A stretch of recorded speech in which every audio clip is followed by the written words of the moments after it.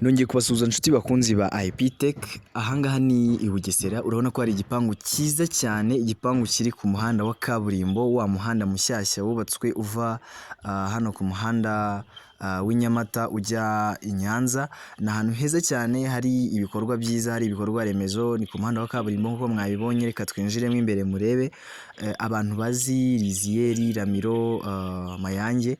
Urakomeza umuhanda werekeza Ruhuha, gusa ntabwo uba wageze Ruhuha, uba ubura nk'ibirometero nk'icumi cyangwa bitanu kugira ngo ugere Ruhuha. Wabonye ko twinjiyemo, iyo niyo gate yaho. Rero aha hantu harashaka amafaranga makeya, nyiraho afite ibibazo, ashaka amafaranga byihutirwa. Urabona ko ari inzu nziza cyane zubatswe n'amatafari yayandi ya mpunyu. Ni ahantu ku muhanda ushobora gukorera ibyo ushaka byose. Urabona ko ni muri zone y'ubucuruzi, abantu baza aho hantu.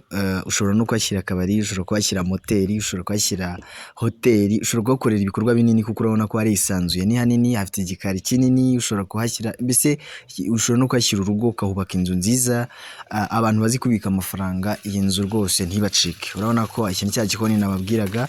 Iki gipangu kigizwe n'inzu eshatu, n'igikoni ndetse na dushe na tuwarete.